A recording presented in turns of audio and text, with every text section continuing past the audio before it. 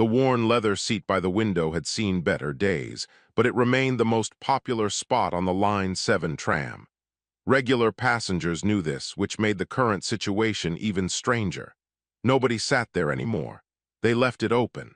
Not because the transit authority had reserved it, but because everyone agreed it belonged to Pip.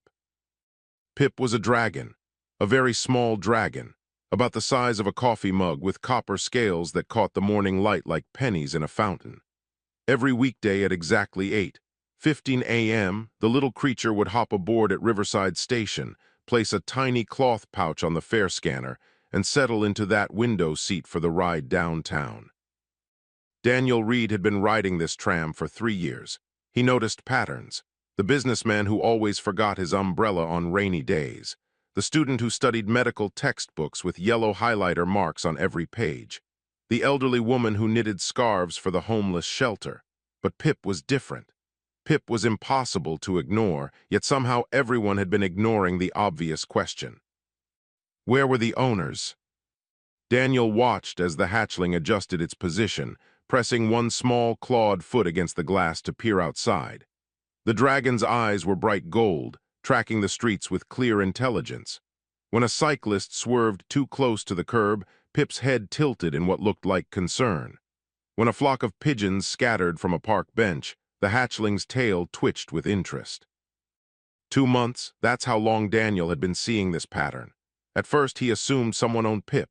Dragons weren't common on Earth, but they existed. Refugees from a dying world called Drakkar had arrived 3 years ago, settling into human cities with varying degrees of success. Some humans welcomed them. Others protested. Most just tried to adjust to sharing their planet with beings who breathed fire and understood quantum physics better than most human scientists. But nobody accompanied this dragon. Nobody. Louise, the tram driver, made the usual announcements. Her voice crackled through old speakers that probably needed replacing a decade ago. Daniel stood and moved closer to the front, grabbing a overhead rail for balance as the tram rounded a corner. "Louise," he said quietly. The driver glanced at him in her wide mirror. She was in her 50s, with gray hair pulled back in a practical bun and eyes that had seen every kind of passenger imaginable. "The dragon," Daniel continued. "How long has it been riding alone?" Louise smiled. "Pip, about 2 months now, maybe 10 weeks. Always pays exact fare too, better than half my human passengers." "But where does it go?" "Memorial District, 7 stops exactly, then off it hops every single time." Daniel looked back at Pip. The hatchling had noticed their conversation and was watching them with those intelligent golden eyes. Not threatening, just aware. "Does anyone know why?" Daniel asked. Louise shrugged. "Not my business to ask. Creature pays, creature rides, same as anyone else." An older man sitting near the front spoke up. His name was Gordon, and he worked maintenance at the library. "I followed it once. Just curious, you know. Went all the way to some animal clinic on Maple Street. Little thing squeezed right through the pet door like it owned the place." "An animal clinic," Daniel frowned. "Yep, Rosewood something, real small place. Looked pretty run down if I'm honest." Another passenger joined in. This was Patricia, who worked at the courthouse and had been riding this route for 5 years. "I've seen it too, always the same routine. Morning tram, 7 stops, straight to that clinic, then back again at 5:47 p.m., like clockwork." Daniel moved back toward Pip's seat. The dragon watched him approach but didn't seem alarmed. Up close, Daniel could see details he'd missed from farther away. The copper scales had tiny variations in color, creating patterns like tree rings. The wings, folded neatly against the small body, had membranes so thin they were almost transparent. The cloth pouch that held the fare money was tied with a careful knot that no animal should be able to manage. "Hey there," Daniel said softly. Pip made a sound. Not quite a chirp, not quite a hum. Something musical and pleasant that made Daniel think of wind chimes on a summer porch. "You understand me, don't you?" The dragon's head tilted. One small foot lifted and touched the window again, pointing at something outside. They were approaching Memorial District, 3 more stops. Daniel made a decision. Today was his day off. He'd planned to sleep late and catch up on laundry. Instead, he was going to follow a palm-sized dragon to an animal clinic and find out what was really happening. When Pip stood and moved toward the exit door, Daniel followed. Louise caught his eye in the mirror and nodded once. She'd been wondering too. They all had been. But Daniel was the one finally doing something about it. The tram stopped. The doors hissed open. Pip hopped down onto the sidewalk with surprising grace for something with wings. The hatchling paused, looked back at Daniel, then continued walking. Daniel stepped off the tram and let the doors close behind him. The vehicle pulled away, carrying Patricia and Gordon and all the other regulars who'd chosen to stay in their comfortable routine of not asking questions. But Daniel had always been the type to ask questions. It's what made him a decent social worker, even if the job was slowly burning him out. And this question felt important in a way he couldn't quite explain. Why does a dragon hatchling ride the city tram alone every single day?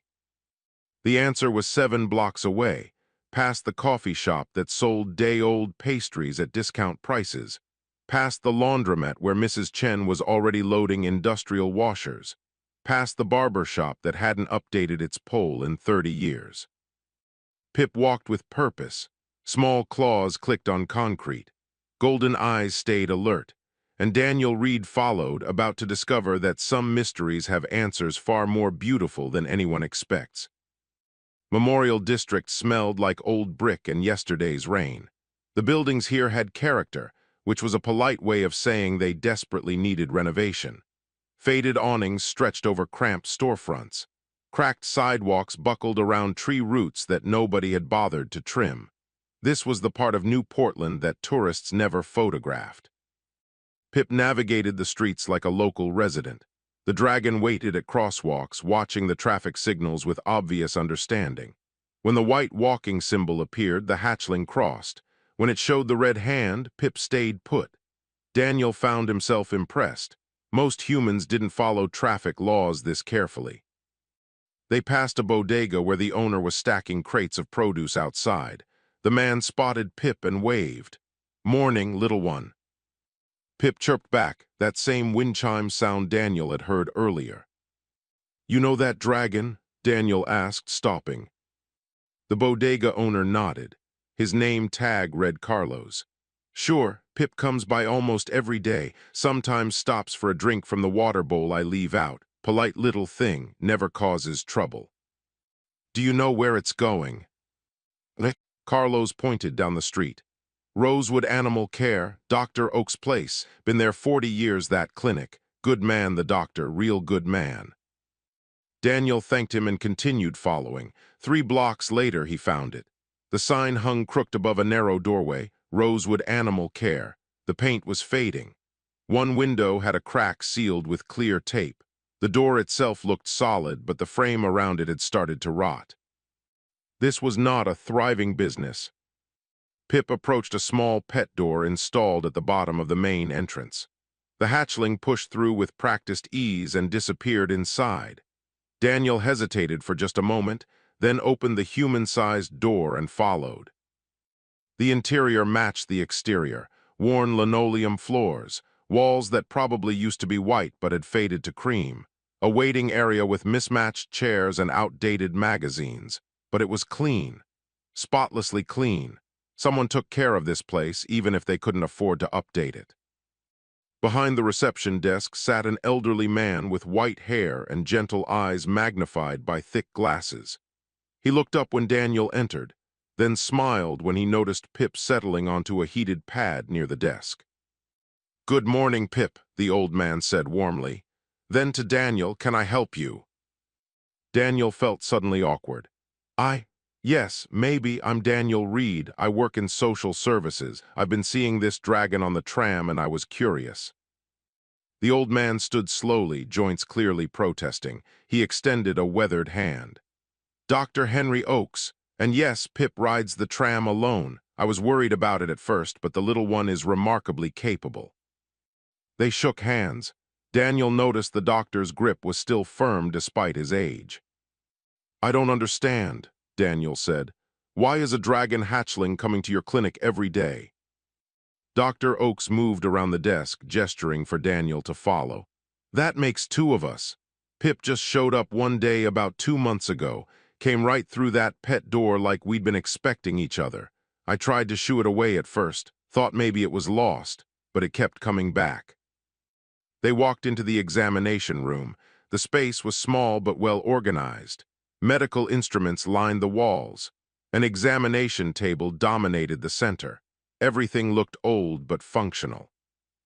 Then I noticed something, Dr. Oakes continued. Pip wasn't here to be cared for, the little one was here. To help.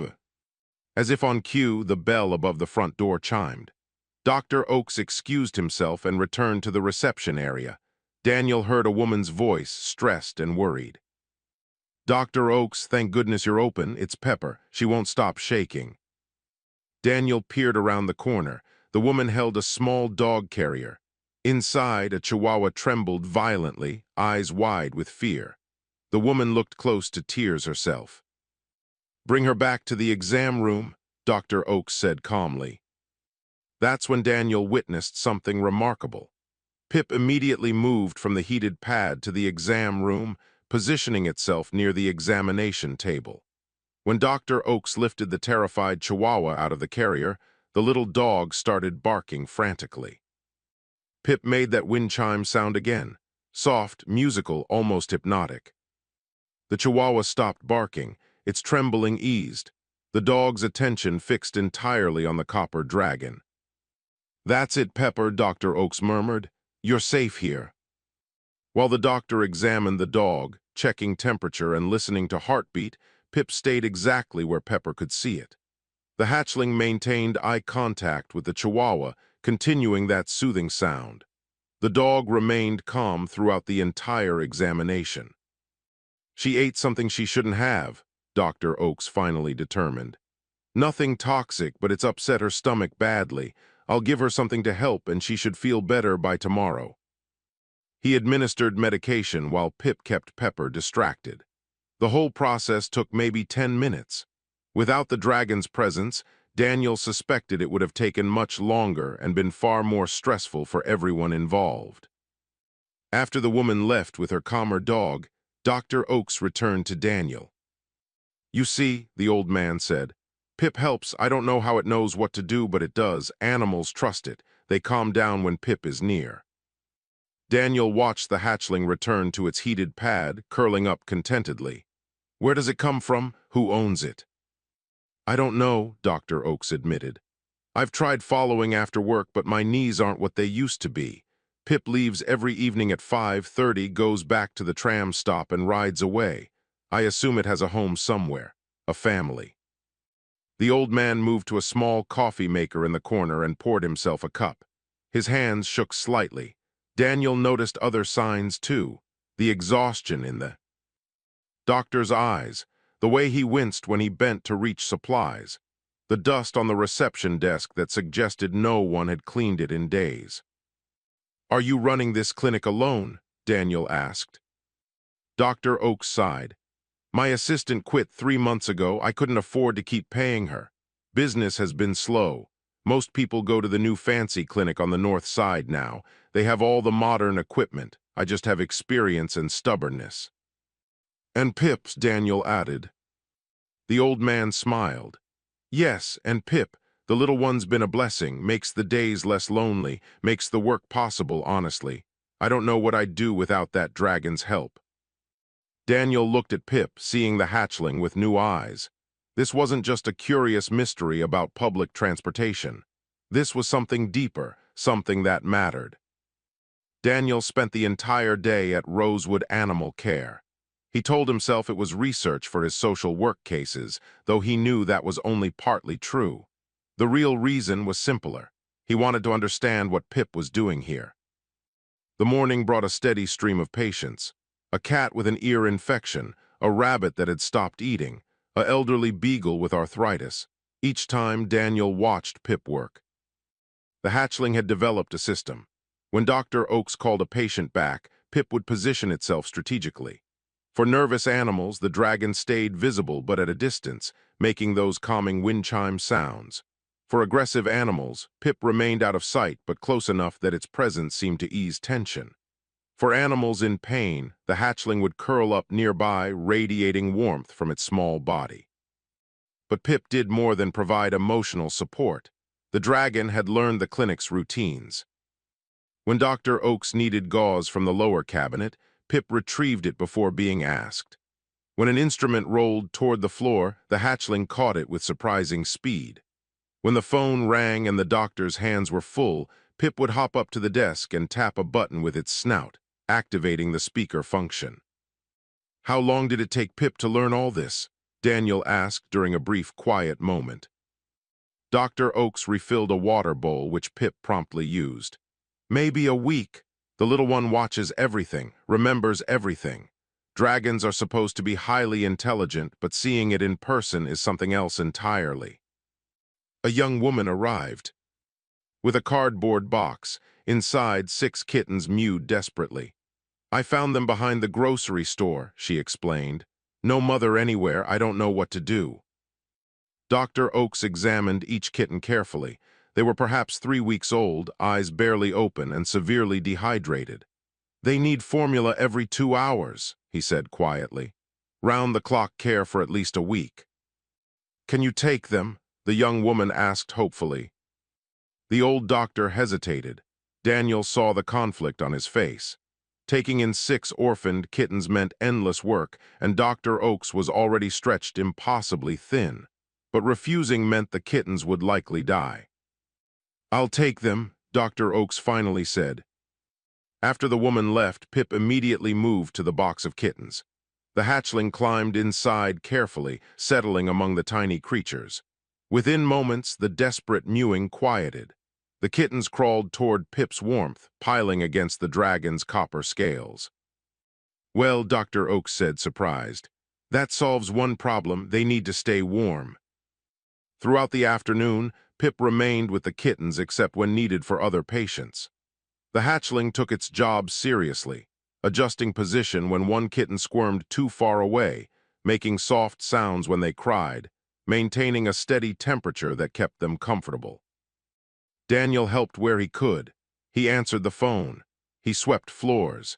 He reorganized supplies that had been shoved randomly into cabinets. It felt good to do simple physical work instead of drowning in case files and bureaucracy. Around 3 in the afternoon, Daniel noticed something concerning. Dr. Oakes missed a step and caught himself against the wall. The old man's face had gone pale. "Are you okay?" Daniel asked quickly. "Just tired," Dr. Oakes insisted, but his hand trembled as he reached for his coffee cup. "When did you last eat?" The doctor thought about it. "Breakfast yesterday, I think." "Yesterday?" Daniel stared at him. "You've been working for over 24 hours without food." "I had a cat emergency late last night. Then morning appointments started. Time gets away from me." Daniel made a decision. "I'm going to get food, real food, don't argue." He left before Dr. Oakes could protest and returned 20 minutes later with soup, sandwiches, and fruit from a nearby deli. He practically forced the old man to sit and eat. While they ate, Dr. Oakes talked about his late wife, who had helped run the clinic for 30 years, about watching the neighborhood change, new clinics opening with fancy equipment and corporate backing, about the families who still came to him because they trusted him, even though he couldn't offer the latest technology. "I thought about closing," Dr. Oakes admitted quietly. "About 6 weeks ago, I was exhausted, broke, couldn't see the point of continuing, then Pip showed up." He looked at the dragon, still curled protectively around the box of kittens. "That little one gave me a reason to keep going, something to look forward to each morning. And the help, well, it made everything possible again. I don't understand why Pip chose me, but I'm grateful." Daniel felt something heavy settle in his chest. This was exactly the kind of situation he dealt with in his social work, just from an unexpected angle. An elderly person struggling alone. A valuable community resource failing due to lack of support. a need being met in the most unlikely way by a palm-sized dragon that rode public transportation. The afternoon appointments continued. Pip moved between helping Dr. Oakes and caring for the kittens with perfect timing.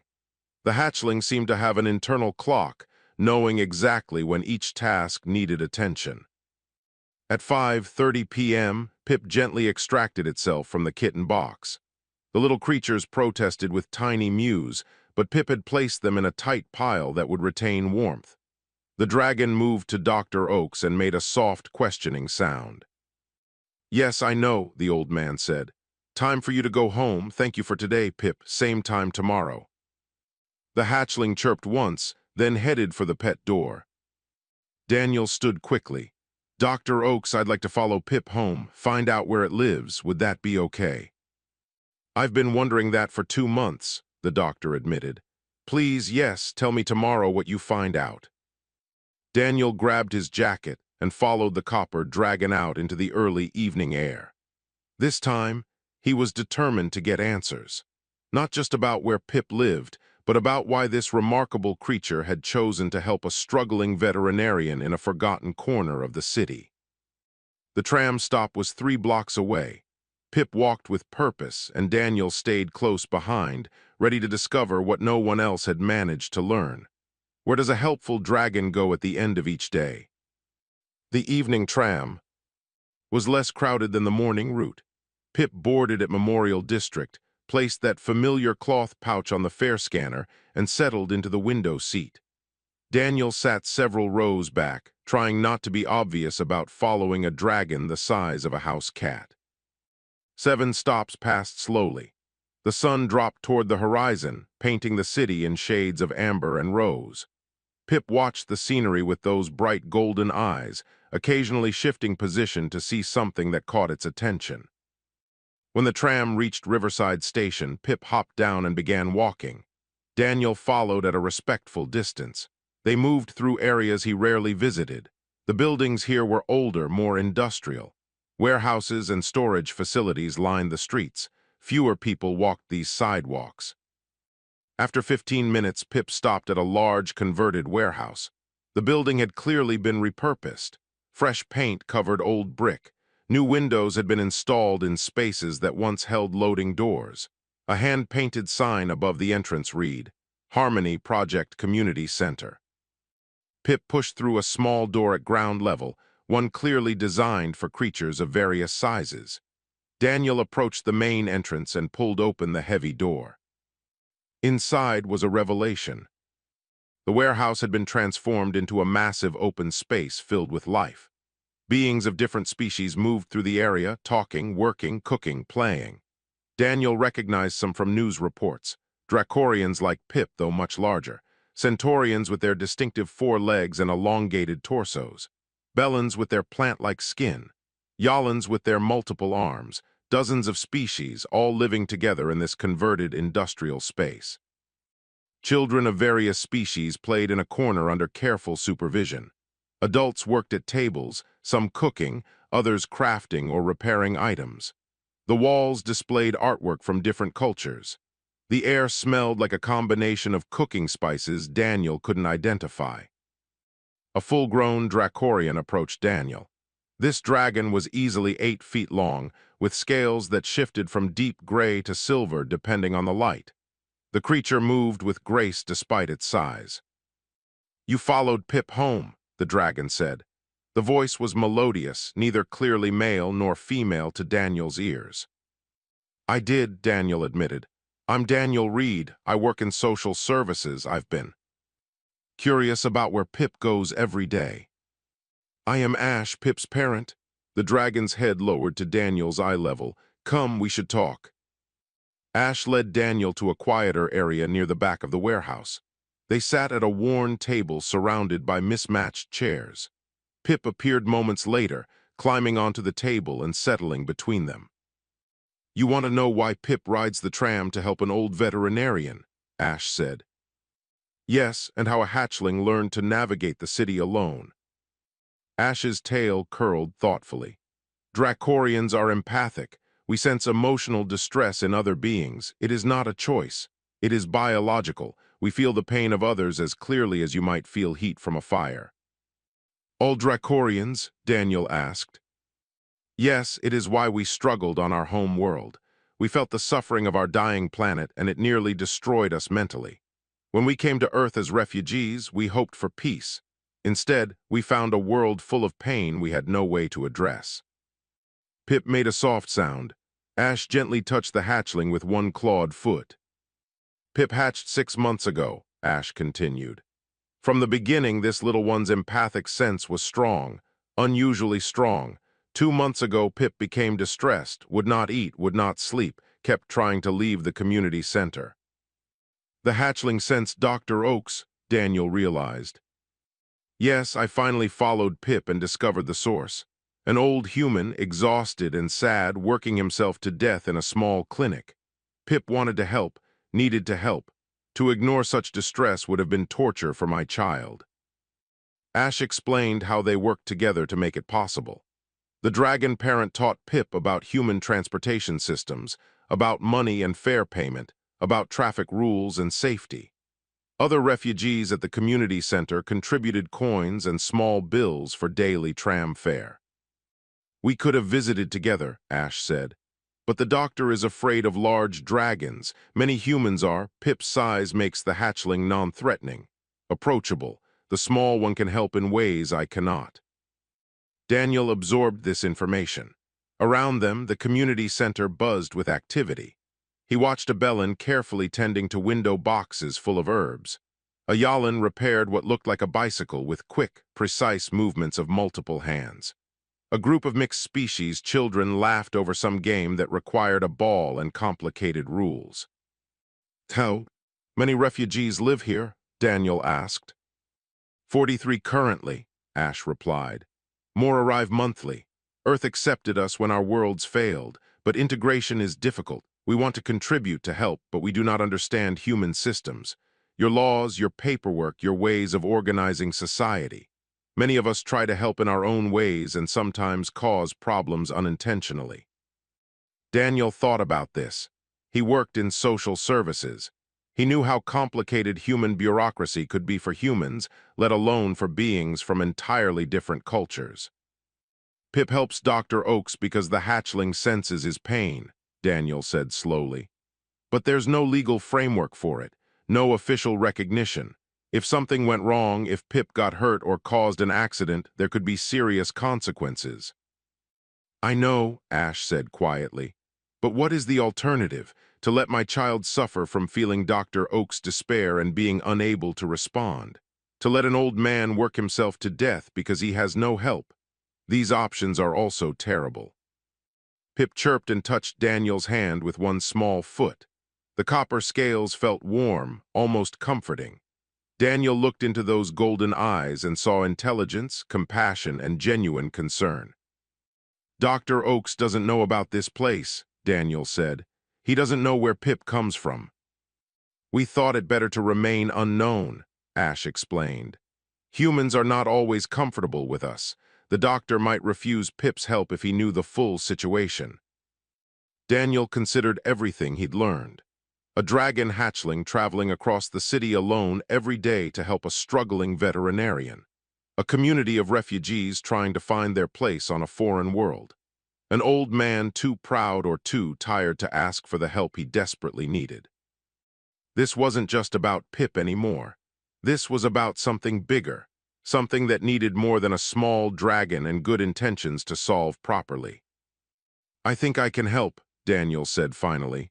Really help, not just Pip and Dr. Oaks, but all of you, but I'll need time to work out the details.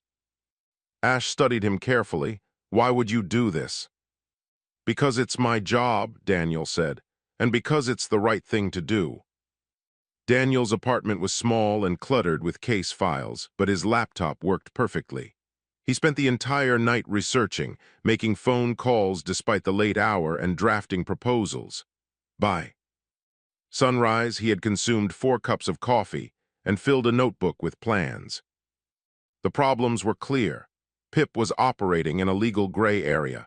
Dr. Oaks needed financial support his failing clinic couldn't generate. The Harmony Project refugees wanted to contribute to their community but lacked the knowledge to do so within human systems. Three separate issues that Daniel realized had one interconnected solution. His first call at 8 a.m. went to Beverly Park, a former colleague who now worked with a nonprofit focused on veterinary care in underserved communities. "Beverly, I need your help with something unusual," Daniel began. 2 hours later, Beverly sat in Daniel's apartment, reviewing documents and shaking her head in amazement. "A dragon hatchling has been volunteering at a clinic for 2 months, and nobody reported this." "The neighborhood loves Pip," Daniel explained. "They saw a small creature helping an old man who needed it. Why would they report that?" "Because it's legally complicated," Beverly said, but she was smiling. "However, it's also exactly the kind of story that could bring attention to Dr. Oak's clinic, and attention means funding opportunities." She pulled out her own laptop and started typing. "There's a grant program specifically for rural and economically disadvantaged veterinary practices. Dr. Oakes would qualify easily. If he applies within the next month, he could receive up to $50,000 for equipment, repairs, and operational costs." "That solves the clinic's financial problem," Daniel said. "But what about Pip?" Beverly thought for a moment. "Service animal certification. We'd need to create a new category for non-traditional species, but the framework exists. If Pip can pass basic behavioral testing and Dr. Oakes formally requests the hatchling as an assistance animal, we could make it legal." "Would that work for a dragon?" "Why not? We certify miniature horses as service animals. We certify capuchin monkeys. The law cares about function, not species. If Pip performs a legitimate service, helps patients remain calm, and operates safely in public spaces, then yes, it could work." Daniel made more calls. He contacted the city's animal control department. He reached out to the transit authority about creating identification cards for non-human passengers. He spoke with a lawyer who specialized in disability rights and service animal law. Each conversation took time and required careful explanation. Many people were skeptical. Some laughed. But slowly, piece by piece, Daniel built a structure that could support what Pip was already doing. 3 days later, he visited the Harmony Project again. Ash listened carefully as Daniel outlined his plan. Other refugees gathered around, curious about the conversation. Daniel noticed a Centaurian who kept adjusting its translation device to better understand. "The key is legitimacy," Daniel explained. "Right now, Pip helps Dr. Oakes through goodwill and luck, but that's fragile. One complaint, one accident, one bureaucrat having a bad day, and everything collapses. We need official recognition." "How?" Ash asked. "We create a pilot program, the Interspecies Community Bridge. It would connect refugees who want to help with human communities that need assistance. But we do it properly, with training, legal protection, and coordination." Ayalan spoke up. Her voice came through a translation device that made her words sound mechanical. "We try to help already, but we make mistakes. We do not understand human customs." "Exactly," Daniel said. "That's why we need structure, training programs that teach Earth customs and laws, coordination with human organizations that know what help is actually needed, legal frameworks that protect both refugees and the humans they assist." He spread out documents on a table. "Here's what I've put together so far. Dr. Oak's clinic can receive grant funding if he applies properly. I'll help him with the paperwork. Pip can become a certified therapy animal with official identification. The Tram Authority has agreed to issue service animal passes for non-humans who complete basic safety training." Ash's eyes widened. Pip would be legal. Completely legal, protected under the same laws as any other service animal. Abelin approached the table. His plant-like skin shifted colors as he communicated through a translation collar. "I grow food in my community gardens, but sometimes humans tell me to stop. They say I need permits." "We can get you permits," Daniel said.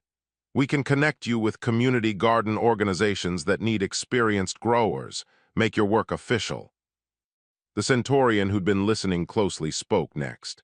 I fix things, machines, structures. I see broken playground equipment and repair it at night. But I frighten people because I am large. We partner you with the parks department, Daniel explained. They're always looking for skilled maintenance workers. You could help officially during the day with proper identification. Over the next hour, more refugees shared what they had been doing quietly, often at night, to help the human communities around them. Each story revealed both genuine desire to contribute and the problems that came from working outside official systems. Daniel took notes on everything: each refugee's skills, each problem they'd encountered, each community need they'd tried to address. This is bigger than I thought, he admitted to Ash. You're not just a community center, you're an entire workforce of skilled beings who want to help but don't know how. We left our dying worlds with little except our abilities, Ash said quietly. We want to be useful on this one. Daniel felt something shift in his chest. For 3 years, he'd been burning out on social work, drowning in bureaucracy and hopelessness. But this was different. This was connecting people who needed help with beings who wanted to help. This was building bridges instead of filling out forms. I need to quit my job, Daniel said suddenly. Ash tilted their head. Why?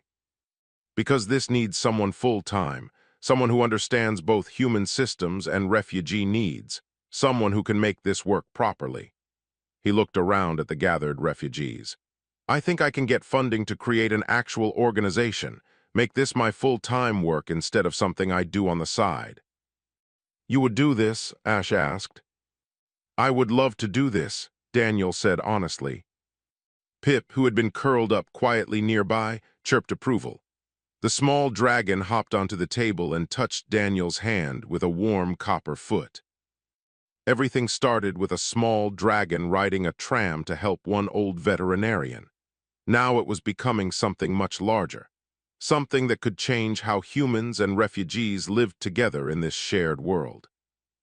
3 months changed everything. The Line 7 tram rolled through New Portland under clear morning skies. Pip sat in the usual window seat, but now the hatchling wore a small vest. The fabric was deep blue with an official patch that read, Certified Therapy Animal. The vest had been custom-made by a Yallen seamstress at the Harmony Project, sized perfectly for a palm-sized dragon. Daniel sat 3 rows back, reviewing notes. On his tablet, next to him sat a Centaurian named Reed, heading to Lincoln Elementary School where he taught math to 3rd graders twice a week. The children loved him. Their test scores had improved dramatically. Across the aisle, a Bellin named Moss traveled to her shift at the Community Garden Cooperative.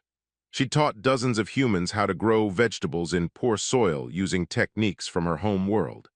The waiting list for her classes now stretched 3 months. Louise, the tram driver, smiled at her diverse passengers. She'd seen the changes firsthand. What started as one small dragon riding alone had become something the whole city talked about. The tram company had even updated their policies, creating clear guidelines for non-human passengers. Other routes now had similar stories. Dr. Oak's clinic looked different. New paint covered the exterior. The cracked window had been replaced. Inside, modern equipment sat alongside the old familiar tools. 2 veterinary students volunteered 3 days a week, getting practical experience while helping with the workload. The waiting room was full when Pip arrived. A nervous poodle, a cat with an injured paw, a rabbit that needed vaccinations. Each owner greeted Pip warmly. The dragon had become famous in Memorial District. Parents pointed the hatchling out to their children. Businesses kept water bowls outside their doors for Pip to use. Dr. Oakes looked 10 years younger. He'd gained weight. His hands no longer trembled from exhaustion, and he wasn't working alone anymore. Morning, Pip, he said as the dragon came through the pet door. We've got 6 appointments before lunch, ready. Pip chirped and took position at the heated pad, which was now officially labeled Therapy Station with a small sign.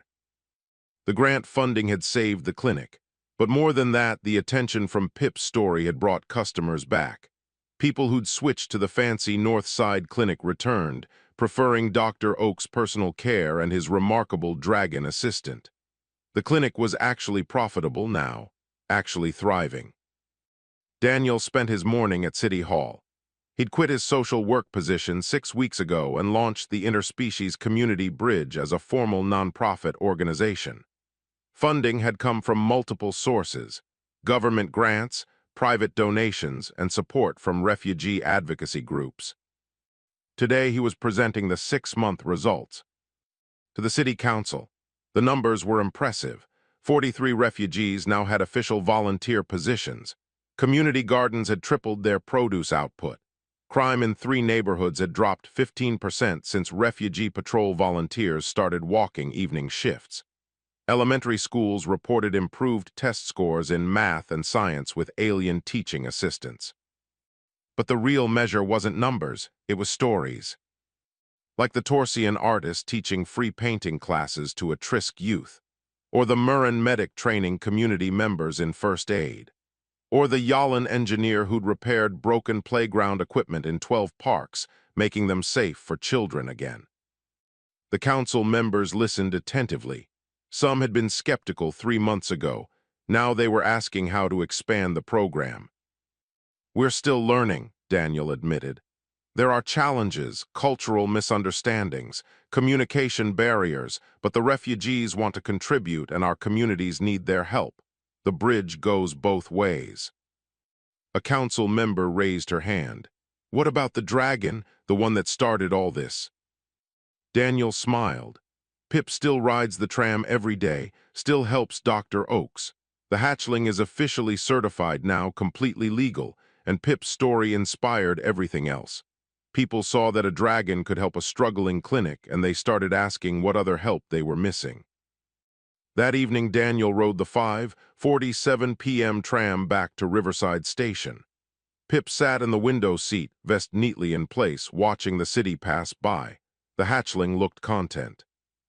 At the Harmony Project, preparations were underway for a celebration. The nonprofit's official launch party. Refugees and humans mingled in the converted warehouse, sharing food from a dozen different worlds. Children of various species played together in the corner, their laughter universal despite coming from different throats. Ash found Daniel near the food tables. "You did this," the dragon said. "You took what Pip started and made it real." "Pip did this," Daniel corrected. "I just helped organize it." "No," Ash's voice was firm. "Pip helped one human, you helped all of us. You saw beyond a small dragon on a tram and understood what it meant, that we want to belong here, that we have gifts to share." Dr. Oakes arrived at the party an hour later, moving slowly but steadily. Pip immediately rushed to greet him, chirping. Excitedly, the old veterinarian laughed, a sound Daniel had never heard before meeting the dragon. "Look at all this," Dr. Oakes said, gazing around the warehouse. "All because a little dragon decided to help an old man." "All because you accepted that help," Daniel replied. "You could have refused, could have been suspicious or afraid, but you let Pip in." News crews had asked to cover the story. Daniel had agreed to one interview with Pip, Ash, and Dr. Oakes all present. The piece would air tomorrow, spreading the story across the entire region. Other cities had already reached out, asking how to replicate the program. As the party continued, Daniel watched Pip move through the crowd. The Hatchling greeted everyone, human and alien alike, with that same gentle warmth. This small copper dragon had somehow seen what others missed. That loneliness and need existed everywhere. That help could come from unexpected places, that the size of someone's heart mattered more than the size of their body. The Line 7 tram would continue its route tomorrow. Pip would board at 8:15 a.m., pay exact fare, and ride 7 stops to Memorial District. But now the Hatchling wouldn't be alone. Now there would be others traveling to help, to contribute, to build bridges between worlds. All because one small dragon decided that an old man's sadness mattered enough to do something about it. Sometimes the most important journeys start with a single tram ride. Sometimes the biggest changes begin with the smallest acts of kindness. And sometimes What looks like a mystery is actually just love finding a way to travel across a city 7 stops at a time, every single day. Pip curled up near the party's edge, copper scales gleaming under warm lights, content in knowing that helping wasn't just allowed now. It was celebrated. It was official. It was exactly what this shared world needed.